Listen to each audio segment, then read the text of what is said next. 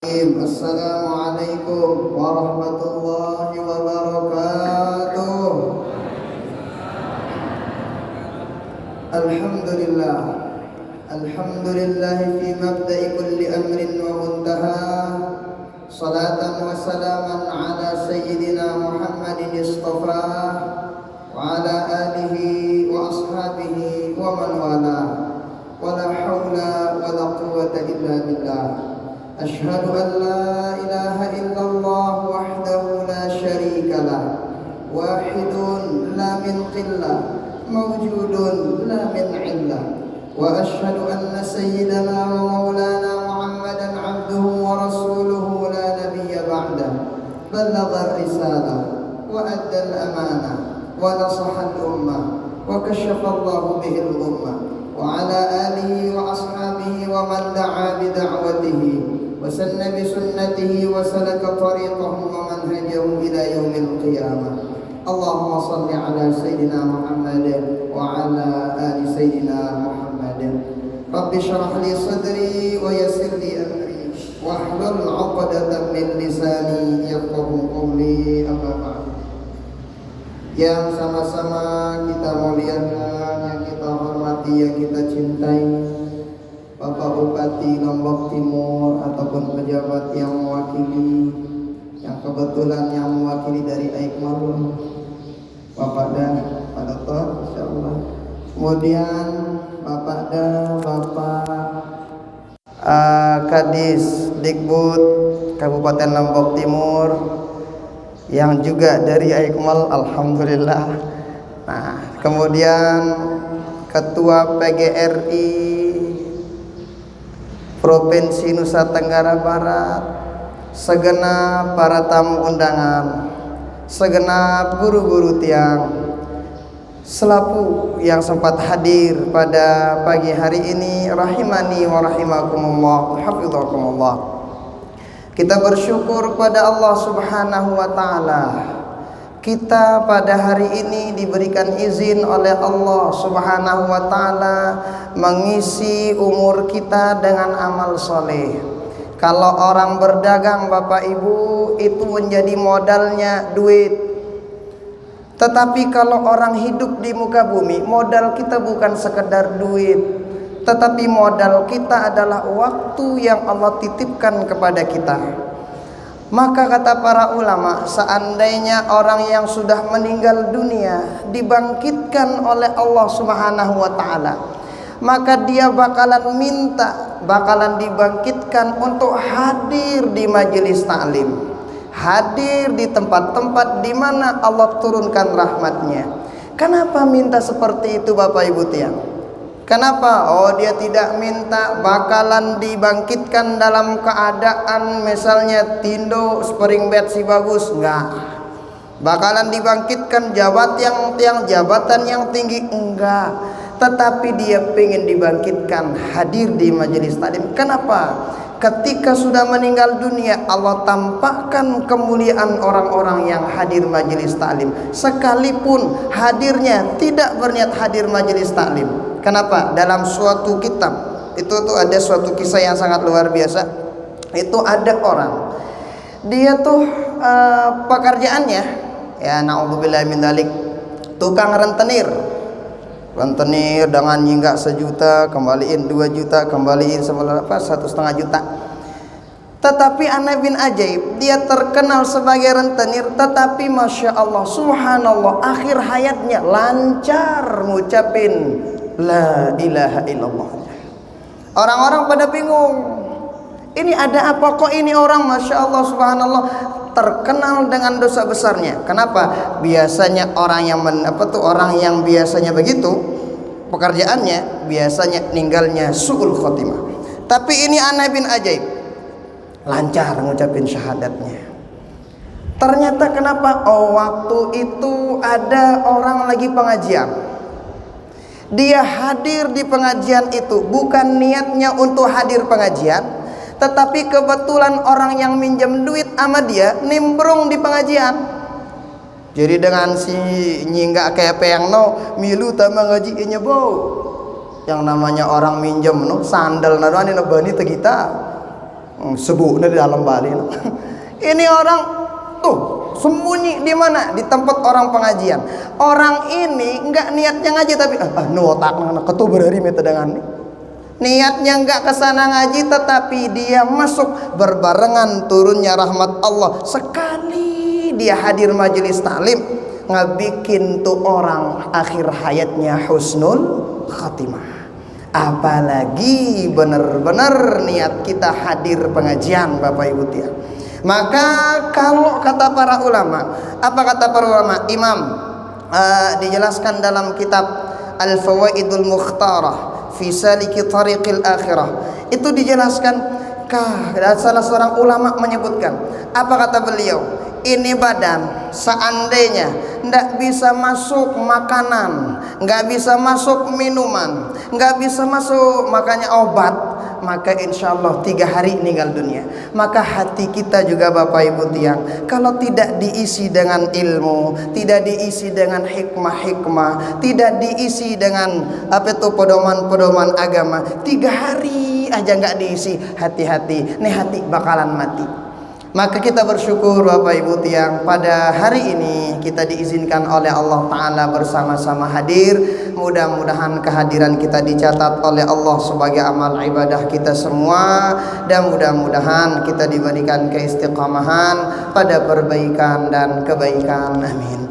Salawat beriring salam kita hadiahkan kepada baginda Rasulullah sallallahu alaihi wa alihi wasallam. Mari kita bareng-bareng salawat. Sallallahu ala Muhammad,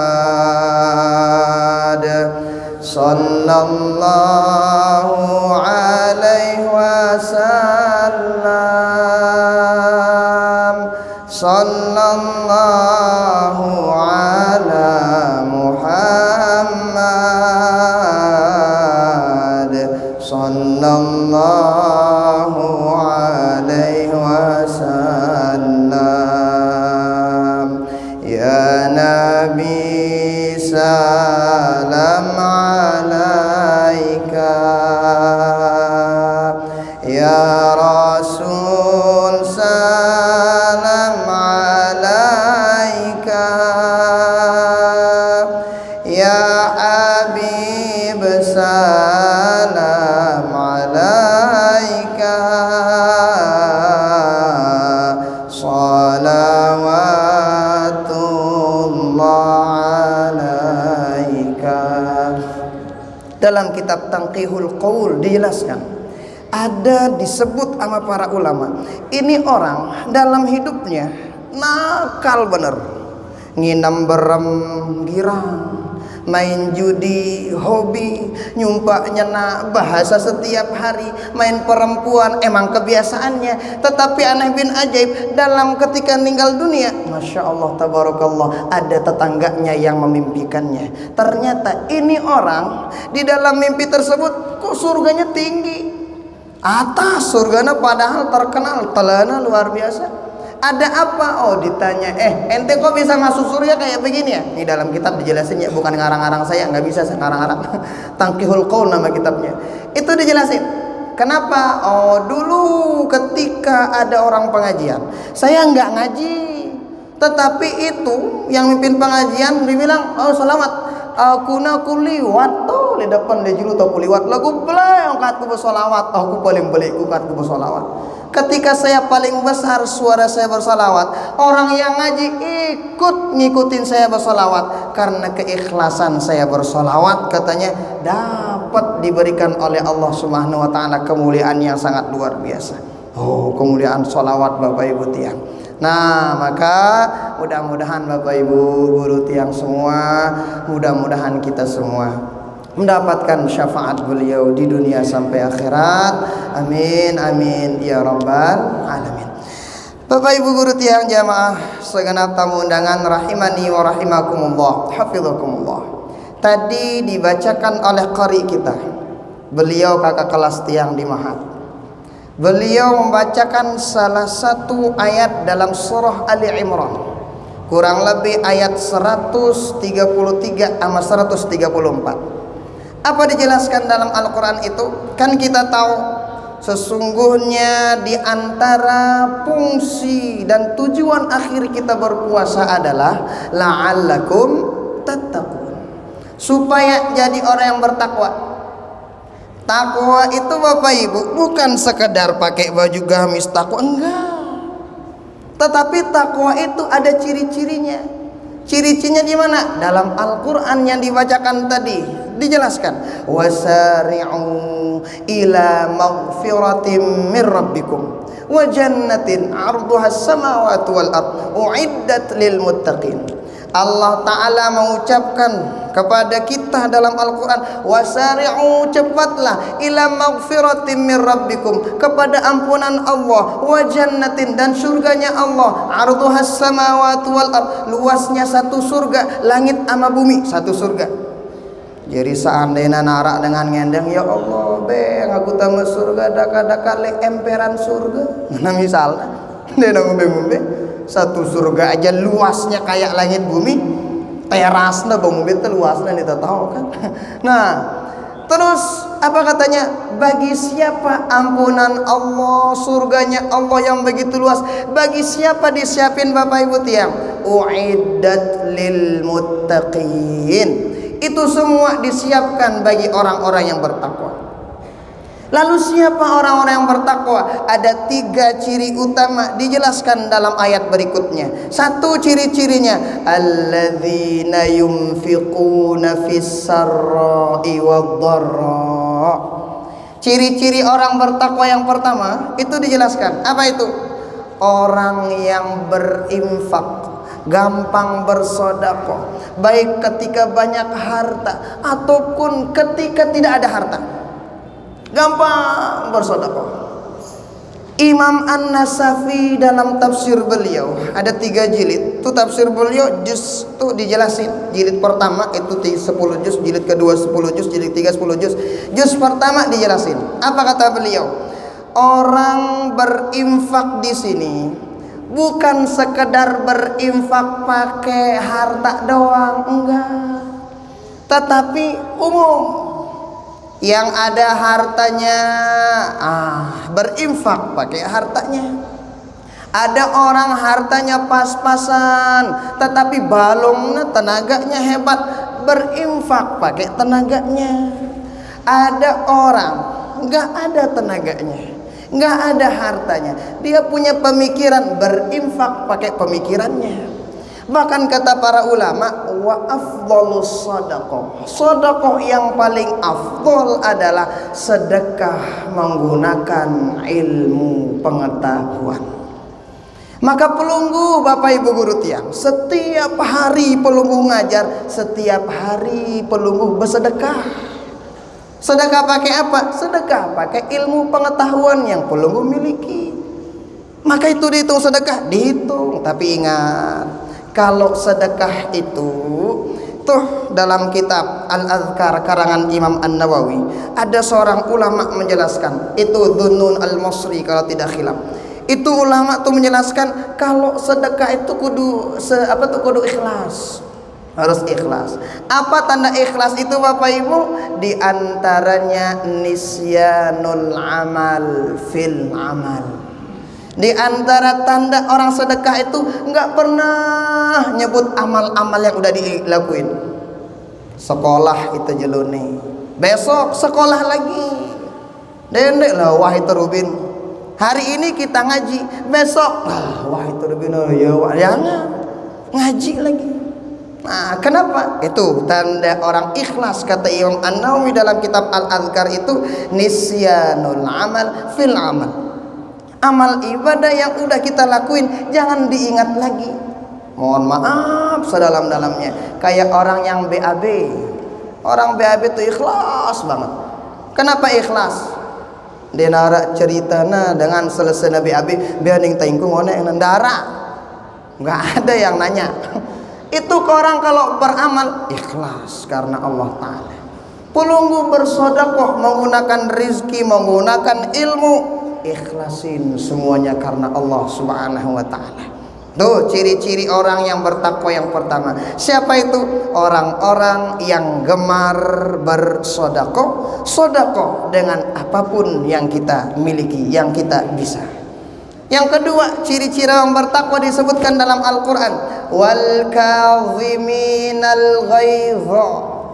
Apa itu? Orang yang menahan amarah. Tiang yakin pelunggu lebih tahu bagaimana karakter murid-murid anak-anak didik kita. Arak si macem, setelah macem lah, melen tenamper ya bapak, kan begitu. Oh, jumati tersomek ya tong tuh ajar diri mek bahasa tuh ya. Tetapi hati-hati, dalam Al-Quran menjelaskan wal kadhiminal ghaidha. Tahan amarah kita Bapak Ibu tiang. Pelunggu pengen marah tuh ditahan. Pelunggu pengen ngebalas ditahan. Kenapa? Itu baginda Rasul menjelaskan seperti itu. Jadi baginda Rasul begitu. Kadang mohon maaf nih. Kadang endah model orang. Lek balik lah. Ya bahasa toyana ya peribahasa si raos si wayah nina diomelin di rumah sampai sekolah anak muridnya omelin nggak boleh. Kalau di rumah yang urusan pelunggu, di sekolah beda lagi masalahnya Bapak Ibu tiang. Kenapa? Jadi ketika jadi guru tuh jangan kita kayak jadi malaikat. Apa itu? Kita pengen semua murid kita semuanya keren. Boleh, tetapi caranya bagus. Nggak boleh macam-macam. Itu Kang Gus. Kenapa? Kalau udah kita sekedar ngelakuin ini aja. Jadi sekedar ngelakuin apa itu? Kewajiban kita ngajar aja. Udah selesai ngajar, bantu ama doa. Kenapa? Tidak sedikit ada kadang anak-anak yang mun bahasa jamata dia pintar-pintar lalu. Cuman Masya Allah selesai dari sekolah jadi orang hebat. Kenapa? Siapa tahu berkat doa dari pelunggu guru-guru kami. Maka ketika marah sama anak didik kita, marah sama anak kita, marahnya pakai yang bagus-bagus. Sehingga lalu telah mudahan menjadi ulama nganongkat nyintal ya. Jagur ya lagu ndak ke jagur. Nah ya bentar somek, oh ya silakan. Tapi ngomelnya itu yang bagus. Jangan ente begini ya, ente ndak bakalan jadi ndak boleh. Kenapa? Dijelaskan Imam Az-Zarnuji mengatakan man 'allamaka harfan fid din fahuwa abuka fid din. Yang mengajarkanmu satu huruf dalam agama, dia bapakmu menurut agama. Maka bapak ibu juga bapak dari anak didik pelunggu. Artinya apa? Kalau macam-macam omongan pelunggu, hati-hati mudaratnya untuk anak itu. Apalagi untuk anak temesa. Hati-hati bapak ibu tiang. Maka wal kadhiminal ghaidha. Ingat, tahan amarah kita bapak ibu tiang. Di Ramadan dua-dua ini kepake. Tersedekah biasanya le Ramadan kan gampang kita berbagi takjil, berbagi bukaya. Di Ramadan kadang kita takut bagaimana pahala puasa kita hilang hanya karena marah. Maka di luar bulan suci Ramadan lakuin juga. Dan ini alhamdulillah kalau kita lihat yang dua ini termasuk daripada apa yang setiap hari pelunggu temukan di sekolah-sekolah tersebut. Nah, kedua, wal kadhiminal ghaidha, tahan amarah. Dene endah anak jarina misalnya itu anak didik kita marah, lantong dengan toak ngedekang teh enggak boleh. Jangan juga kebetulan bapaknya dia musuh kita misal. Jangan anak awas bare anakna tak balas, enggak boleh. Jangan. Wal kadhiminal ghaidha, tahan amarah kita. Yang berikutnya wal afina 'anin nas. Sifat-sifat orang yang bertakwa berikutnya apa? Afina 'anin nas. Gampang memaafkan satu sama lain. Saya yakin semua kita kadang ada orang tidak sejalur sama pimpinannya. Bagaimana model tuh? Soalnya tuh sering cuek-cuekan, nggak boleh. Berbeda biasa, tetapi harus saling rangkul. Perbedaan itu bukan ngebikin kita saling macam-macam, enggak. Tetapi itu satu sama lain saling tanda, satu sama lain saling lengkapin. Contoh, nih tangan kanan sama tangan kiri. Sama atau beda Bapak Ibu Guru? Tangan tiang sama apa beda? Sama, enggak lagu beda enggak kan? Sama-sama tangan, tetapi beda, ada kanan ada kiri. Ketika yang kanan ini gatel, mana yang garuk? Kiri. Diundang nggak yang kiri? Nggak pernah. Kanja ente genitan garoang diri mendenowah nganu si kiri. Yang kiri juga nggak pernah marah. Yang kiri ini biasanya tempat yang kotor-kotor. Kadun teu babisu. Den iya doang. Kadun teu macem. Yang kanan pakai makan, yang kanan pakai ngasih orang, yang kanan yang bagus-bagus. Tapi ini nggak pernah iri, nggak pernah bilang gitu. Tetapi bayangin kalau yang ini gatel nggak diundang, yang kanan garukin aja langsung. Kalau yang kanan gatel nggak diundang, yang kiri langsung aja begini. Artinya apa Bapak Ibu tiang? Satu sama lain. Perbedaan kita itu cara kita satu sama lain saling lengkapin satu sama lain. Dan ingat, ketika salah seorang di antara kita keliru, ingat dia itu manusia biasa, bukan malaikat. Maka buka pintu maaf kita sedalam-dalamnya. Yang pemimpin maafin, nih di bawah-bawah kita. Yang di bawah-bawah maafin pemimpin kita. Kalau sudah satu sama lain saling maaf memaafkan, saling paham memahami satu sama lain, ya mia hidup tak aman. Tunuanang ta ara nanja itemangan. Kesana kita ada yang nyepak kemana? Ara ngono-ngono ita. Lagu amun tuanang ta gadak-gadak luntuh. Kesana kita bikin onar macam-macam lah. Bendenara tiba bahkan ninggal dunia tuh orang, hati-hati. Makanya akhlak saling maaf memaafkan ini akhlak yang sangat luar biasa. Baginda Rasul sallallahu alaihi wasallam merupakan contoh manusia yang kita lihat bagaimana sifat pemaafnya beliau. Kan kita tahu kisah yang masyhur. Setiap kali ke masjid, beliau selalu dibikin macam-macam lah sama orang-orang yang nggak jelas. Tapi kan kita tahu, ketika suatu kali baginda Rasul ke masjid, ternyata tidak ada yang mengaku di perjalanan. Baginda Nabi nanya sahabat, assalamualaikum, assalamualaikum. Selesai salam, baginda Rasul nanya sahabat, mana orang yang biasa naruhin duri di perjalanan?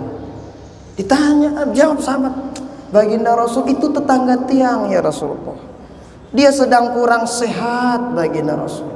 Yaudah kalau begitu mari kita ke sana jenguk. Bayangin kita ke sana jenguk katanya. Setelah jenguk, assalamualaikum, waalaikumsalam, man anta? Ana Muhammad. Jadi ditanya, ente siapa? Saya Muhammad. Jadi kalau ada orang yang berontok li balenta, assalamualaikum gitu, atau ada yang nelpon, assalamualaikum, waalaikumsalam, saya sini ngana. Sida saya ngana, ndak saya sida. Sida saya jangan. Ne aku ne ngana, ndak ngana aku doang. Sebut nama. Itu akhlak kita. Kenapa? Selaku dengan aran aku munten nelpon no. Saya ini aku saya aku wah ngana. Jangan. Sebut nama. Saya siapa? Saya Muhammad. Lah, ngedengar suara itu, nih orang dalam rumah gemeteran. Kenapa? Jangan-jangan nih Muhammad pengen balas dendam atas apa yang saya perbuat setiap hari. Ternyata setelah datang, masya Allah, yaudah, assalamualaikum, ada apa? Oh, saya lagi sakit. Oh, ya udah. Setelah itu baginda Rasul berdoa, mendoakan orang tersebut. Jadi ada adab-adab kita kalau jenguk orang sakit. Di antaranya adab kita kalau jenguk orang sakit, satu di antaranya doakan orang yang ya sakit. Bukan sekedar kita ngedoain, kita minta dia juga doain kita. Kenapa? Doa orang yang sakit, kata para ulama dijelaskan dalam riwayat, kadu'ail malaikah, seperti doanya para malaikat, cepat diijabah sama Allah Subhanahu wa taala. Kemudian kalau kita jenguk orang sakit, kasih motivasi agar semangat hidup. Dendek pihak dengan lemas. Le Rubin dek baling sakit-sakit otak mati ya kan. Selekehna lemas dengan si sakit. Nah boleh. Kasih motivasi. Oh ringan nih, tenang, besok sehat insya Allah. Nah, kasih motivasi. Ternyata setelah itu pulang baginda Rasul. Ini orang apa katanya? Ini Muhammad, padahal setiap hari saya sakitin. Yang ngenjenguk saya, keluarga dekat saya belum ada yang ngenjenguk saya. Dia setiap hari saya sakitin. Kemudian kok dia yang pertama kali jenguk saya. Saksikan sahabat nih, saya masuk Islam. Kenapa? Tuh akhlak baginda Rasul, maaf memaafkan. Nah, maka Bapak Ibu tiang, saya yakin Pulunggu lebih tahu ilmunya tentang itu. Tetapi tidak ada salahnya kita saling mengingatkan akhlak mulia makhluk yang sangat agung baginda Rasul sallallahu alaihi wasallam tersebut. Maka ketika ada satu orang di antara kita yang mungkin ada kekeliruan dan kekhilafannya, mari kita saling maafkan. Dende girang sampai mati ini kumapang ya. Nggak boleh. Kadang ibu-ibu itu girang nongkat, nggak boleh. Emang Pulunggu nggak punya dosa salah? Ya boleh begitu. Semua kita punya dosa salah. Maka kita ingat dosa salah kita sama orang lain. Nah, makanya ini bedanya kita sama Allah Subhanahu Wa Taala. Kalau dalam kitab karangan Imam An-Nawawi Ar-Arba'in An-Nawawiyah ada syarahnya namanya Al-Wafi, dijelaskan tuh Allah Taala ada seorang hamba, dosanya meliputi semuanya. Langit bumi dosanya melulu isinya. Tapi kalau dia kembali sama Allah Ta'ala ampuni dosa salah itu. Wala ubali, kata Allah Ta'ala, saya enggak peduli betapa banyaknya dosamu. Kalau engkau benar-benar kembali kepadaku, saya maafin. Tuh kata Allah Ta'ala. Namun itu juga kebalik kan. Kenapa? Yang Allah lihat tuh kebaikannya, bukan kejelekannya. Kalau manusia kebalik, 1000 bagus dengan seke kelengan be penggitan selingi doang penggitan. Ya beda dengan Allah Ta'ala. Nah makanya supaya tetap kita buka pintu maaf di antara kita, maka mari kita lihat apa itu kebaikan-kebaikan orang kepada kita. Maka Bapak Ibu guru tiang, ternyata 3 kriteria ini kalau kita teliti ada pada Pulunggu Bapak Ibu guru. 1, setiap hari Pulunggu sedekah bilang jeluk. Maka dia terganggu malas. Yakin tian dia Pulunggu kira malas. Yang kedua, Pulunggu tuh ada macam-macam otak bebeak nih yang diurus macam-macam. Ketika misalnya ada murid yang macam-macamnya, melena minai tegedak lonto al-kaziminal ghaib, tahan amarah. Yang ketiga, ada misalnya ya orang yang salah sama kita, afina anin nas, saling memaafkan satu sama lain. Maka ciri-ciri ini Pulunggu amalkan setiap hari. Pulunggu wah jadi orang bertakwa. Sekalipun dek taulak bakal lebih takwa. Tapi kalau ada ciri-ciri itu orang bertakwa. Bapak Ibu ya, itu yang pertama. Yang kedua, baginda Rasul menjelaskan tuh, siapa saja yang melakukan ada 4 perkara, tadkhulul jannata bisalam, kata baginda Rasul. 1, afsyus salam. Nah, dalam riwayat dijelaskan hadis yang pertama kali baginda Rasul sebut ketika pergi ke Madinah, sampai Madinah, hadis ini. 1 apa? Afsyus salam. Sahabat sebarin salam. Assalamualaikum. Nah itu gitu tuh. Yang kedua, at'imut ta'am. Yang kedua, gampang saling berbagi, saling tanja. Yang ketiga, waslul arham. Yang ketiga, sambung tali silaturrahim. Yang keempat, wasallu bil laili wan nasu niyam, salat malam ketika orang pada tidur. Ketika 4 ini dilakuin sama baginda Rasul, tadkhulul jannata bisalam, masuk surga dengan selamat, aman, tenang. Sahabat nanya, ya Rasulullah, bagaimana kepada semua orang ya kami salam baginda Rasul? Dong piran tengucap silain, data dengan assalamualaikum, assalamualaikum, assalamualaikum. Gimana dong? Nah, tadi disampaikan sama Pak Dokter tadi. Jadi kalau ada orang menyampaikan salam tuh kayak yang tadi itu nyempait salam, nitip salam. Maka itu kalau yang laki-laki tempat dia nitip kayak Pak Dokter tadi, yang laki-laki nitip, maka wa alaika, kanya untuk yang tempat nitipnya.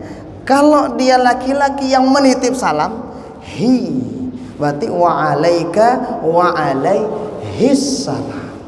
Kalau yang perempuan tempat nitip salam, ka diganti dengan ki. Nah, yang laki-laki yang menitip salam, wa alaiki wa alaihis salam. Kalau yang perempuan menitip salam, perempuan tempat nitip salamnya, maka wa alaiki wa alaihas salam. Hi-nya diganti dengan ha.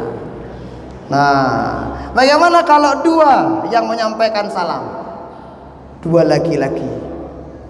Kalau laki-laki satu, hu. Kalau perempuan satu, ha. Kalau dua, hu-ha gitu. Enggak lah. Jangan huha. Nah, tapi wa alaika kalau laki-laki, wa alaihi masalam kalau dua orang yang menyampaikan salam. Jangan wa alaika wa alaihi salam, jangan. Itu tuh kita pelajari di nahwu sharaf Bapak Ibu guru ya.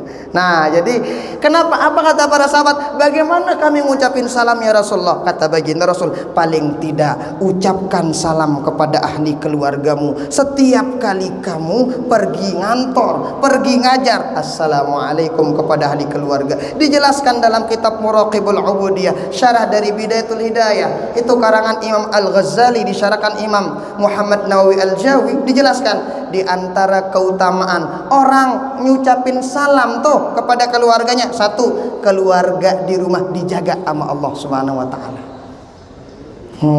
Amun dengan jabodeang ajudan macam-macam, mun pelunggu ngucapin salam, malaikat jadi ajudannya di rumah. Gampang kan? Loh, kadang lupa itu. Gampang Bapak Ibu ya. Malaikat tuh yang ngejaga rumah kita. Oh, dijaga yang tuh. Selain itu bukan sekadar di rumah aja dijaga, tapi yang ini juga yang ngucapin salam. Nah, yang berikutnya kalau kita salam sama keluarga, ahli keluarga kita, paling tidak itu menurunkan rahmat kasih sayang kita sama keluarga. Misalnya narak cekcok, no, beh uli temun teu salam aman wah ya, laguna lupa oleh-olehna juga ngoyah nina ini.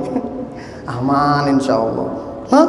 Yang kedua kata sahabat, bagaimana baginda Rasul? Nah, kami kan enggak semua di antara sahabat yang bisa bersedekah, berinfak, it'amu ta'am. Paling tidak, apa kata baginda Rasul? Ketika memberikan uang belanja ama anak, ama istrimu, ama ahli keluargamu, niatin itu sedekahmu. Oh, dapat kita. Yang ketiga, waslul arham, sambung tali silaturrahim. Paling tidak kepada siapa? Kepada ahli keluarga kita juga. Nenek kebalik, kadang arah dengan lah barang dengan jesantar sila dekat, barang keluarga dan dia saling sapa. Ini ya no. Oh, kebalik no Bapak Ibu. Bukan tiap mengajar tapi yang menyampaikan apa itu ya, saling peringatin Bapak Ibu guru ya. Tuh, waslul arham, sambung tali silaturrahim. Yang keempat tuh wasallu bil laili wan nasu niyam, salat malam ketika kita sempat. Maka tiang yakin pelunggu sering salat malam Bapak Ibu ya. Nah, lakukan beda-beda model salat malam kita. Pelunggu yang udah bisa salat malam, lanjutin salat malamnya. Doakan saudara-saudari kita yang mungkin belum dapat hidayah. Dene doa yang mesak doang. Ya Allah kepeng ya. Ya doang doa yang diri. Doa yang kiri kanan orang-orang yang enggak dapat hidayah, doain. Kenapa? Kata para ulama, kita udah sering minta sama Allah, tapi nggak diberikan apa yang kita minta. Tahu bagaimana caranya? Caranya supaya Allah mengabulkan apa yang kita inginkan, doakan kebaikan kepada orang lain. Kenapa? Ketika kita mendoakan kebaikan kepada orang lain, malaikat bakalan ngomong walaka aidan walaka mithlu walaka mithla. Apa kata malaikat? Oh, ente doain teman ente kebaikan.